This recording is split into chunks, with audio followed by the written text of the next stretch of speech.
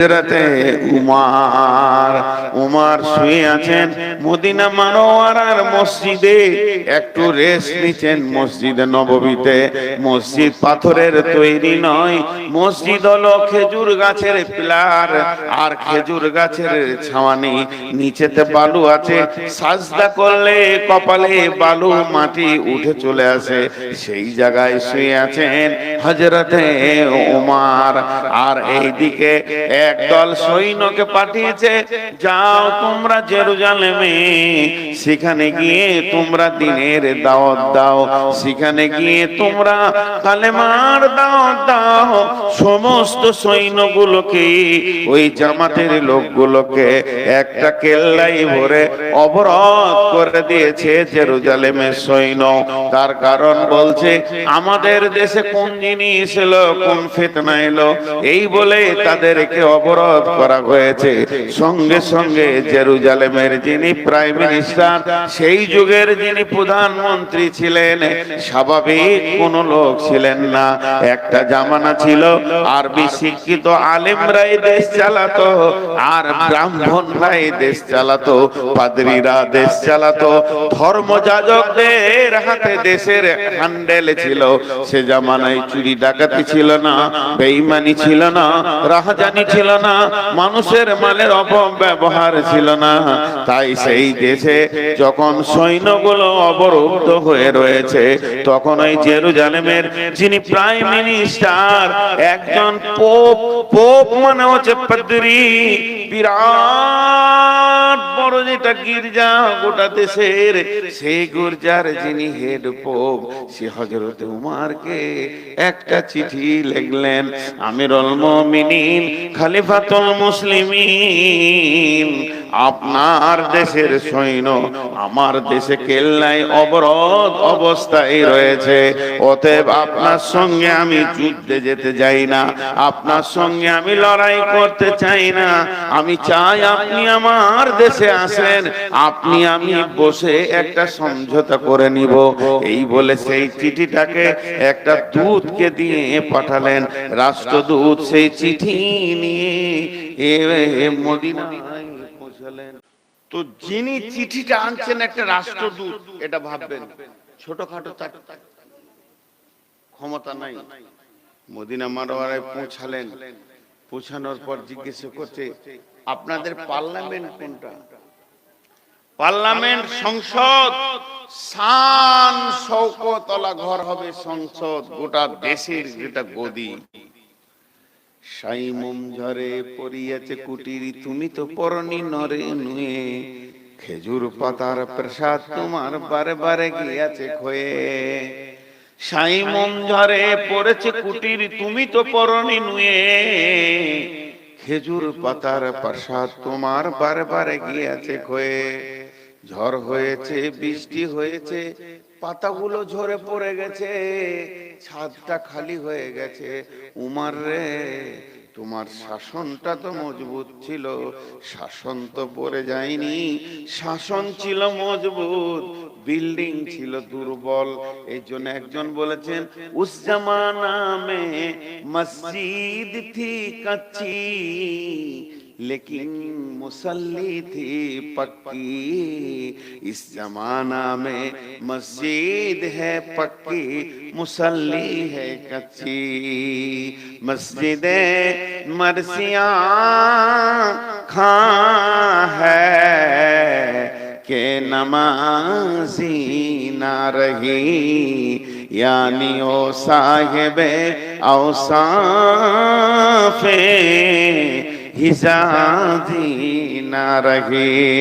আল্লামা কবি ইকবাল বলছেন, পৃথিবীতে যেন এক চেঞ্জ হয়ে গেল।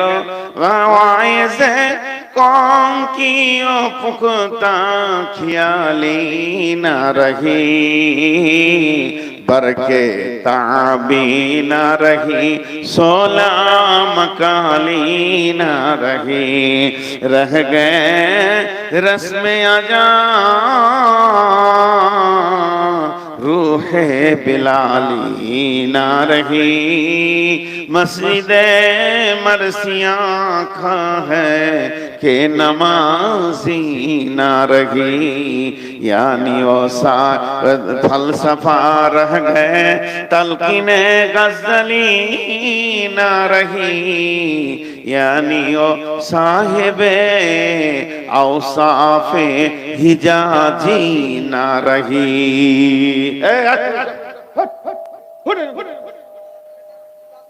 মেয়েগুলো অ্যাডাল্ট হয়ে গেছে, সামনে চলে আসছে। এই মেয়েগুলো দেখলে মানুষের বিকর্ষণ হবে, আগেও চলে যাবে।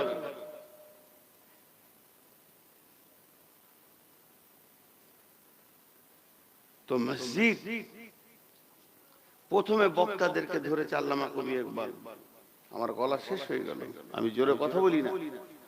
আল্লামা কবি ইকবাল বলছে পৃথিবীতে বক্তা অনেক হয়ে গেছে, আমাকেই ধরে এক নম্বর চিটিংবাজ বেঈমান বক্তা, কিন্তু খালি সুরেলি বক্তব্য দিচ্ছে যেন মানুষ আমার হয়ে যায়, আমল করুক বক্তার নিয়ত নাই। বেঈমান আমি প্রথমে। এখানে যতগুলো লোক বেঈমান আছে সিরিয়াল নম্বর 1 এ নূর মোহাম্মদ আগে আছে। আল্লামা কবি ইকবাল বলছে ওয়াইসে কওম কি ও পুখতা খিয়ালি না রহি, বরকে তাবি না রহি, সোলা মাকালি না রহি। আমি ঘর থেকে এসেছি টাকা ইনকাম করার জন্য, আল্লাহর কসম আমি ঘর থেকে এসেছি, কি আমল করবে না করবে এটা আমার দেখার দরকার নেই। আমি এসেছি আমার মার্কেটটা যেন ভালো থাকে, আমার এলাকাতে লোক যেন আবার দ্বিতীয়বার নেই, বায়ানটা এত মজবুত করে দিব লোক আমাকেই যেন চাই। এই নিয়ে আমার বক্তব্য হচ্ছে, এই জন্য পাবলিক আমল করছে না। বরকে তাবি না রহি, সোলা মাকালি না রহি। যারা শুনতে এসেছে তারা আমল করব নিয়তে আসেনি। কোন বক্তা কেমন বলে, কার বলার ভঙ্গিটা ভালো কার খারাপ, ওই নিয়তে তারা এসেছে। জালসাটা শেষ হবে, লোক অনুসূচনা করতে করতে বাড়ি যাবে। তাই করে জীবনে 40টা 50টা 60টা বছর চলে গেল, আর তো আর জীবন নাই।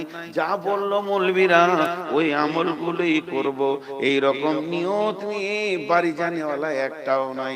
রাস্তাতে খালি গল্প চলবে, সিরাজুল ভালো বলেছে না নূর মোহাম্মদ ভালো বলেছে, এই আলোচনা করতে করতে সময়টা শেষ করে দিবে। মাহরাহ গায়ে রসমে আজা, বিলাল যেমন আজান দিয়েছে ওই শব্দগুলো দিয়ে আজও আজান হয়। যতগুলো মসজিদ আছে বেলালের মতো করে আজান দেয়, একটা শব্দ বাড়ায় না, একটা শব্দ কমায় না। কিন্তু বড় দুর্ভাগ্যের বিষয়, বেলালের যে অন্তর নিয়ে আজান দিত ওই অন্তরটা একটা মুয়াজ্জিনের এখন নাই। আজানকে কত ভঙ্গি করে, কিন্তু মক্কা মদিনায় এখনো আজান হয় সাদা সিধে, আল্লাহু আকবার আল্লাহু আকবার, হালকা হালকা আজান দেয়। দিলটা দের শেষ হয়ে গেছে। মসজিদে মারসিয়া খায়, মসজিদে মার্বেল পাথর লেগেছে, ছাদ হয়েছে, তলা তলা তলা তলা তলা তলা হতে 5 তলা মসজিদ বানিয়েছে। সুজাপুরে চলে যান, কালিয়াচকে চলে যান, প্রতিযোগিতা লেগেছে, একই পাশে দুটো মসজিদ পাল্লা দিয়ে উঠতে শুরু করেছে। কিন্তু জোহরের আজান হলে মাত্র 13টা মুসল্লি নাই। 5 তলাতে বাঁদর বাস করে, সারা জীবনে একবার উঠেছে কিনা কেউ জানে না। এর জন্য আল্লামা কবি ইকবাল বলছে মসজিদে মারসিয়া খা হ্যায় কে নামাজি না রহি। হযরত উমর মাটিতে সাজদা দিয়েছে, সাহাবীরা সাজদা দিয়েছে মসজিদে নববীর মাটিতে। কপালে মাটি চলে এসেছে, নাকে মাটি চলে এসেছে, হাতে মাটি চলে এসেছে, কিন্তু তাদের কাঁচা মসজিদে ঈমান এত পাকা ছিল আল্লাহর আরশকে কাঁপিয়ে দিয়েছে। আবার ওই মসজিদে মার্বেল লেগে গেছে, নামাজের খবর ছাদের উপরে পৌঁছাই না। এই আফসোস করে বলতে বলতে এই কবি নজরুল বলছেন, সাইমুম ঝরে পড়েছে কুটির তুমি তো পরনি কনুয়ে, সাইমুম ঝরে সাইমুম ঝরে পড়েছে কুটির তুমি তো পরনি নুয়ে, খেজুর পাতার প্রসাদ তোমার বারে বারে গিয়েছে ক্ষয়ে। হযরত ওমর যেখানে বসে শাসন করতেন ওটা আমার মতো চেয়ার ছিল না, মাটিতে বসেছিলেন, ধুলার তক্তে বসেছিলেন, সেটা ছিল ধুলোবালি, আর উপরটা ছিল খেজুর পাতার। ফুরুক করে বাতাস দিলে চারটা পাতা উড়ে চলে গেল, কুটির যেন ভেঙে গেল, পাল্লা মানে যেন সূর্যের আলো ঢুকে গেল। আবার ওগুলোকে গুছিয়ে নিত। জায়গাটা ছিল অতি দুর্বল, সিংহাসন ছিল অতি দুর্বল, শাসন ছিল অতি মজবুত, এক তিল দাঁড় করা যাবে না। তিনি যে এত নরম দিলের মানুষ, গভীর রাত্রিতে কাঁদতেন। কাঁদতে কাঁদতে এক যুবককে দেখে ফেলেছেন। একটা যুবক খালি উস উস উস উস করছে।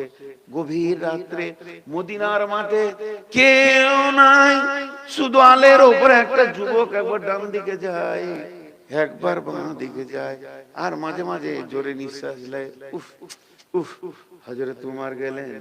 গভীর রাতে কে থাকবে আর? হযরত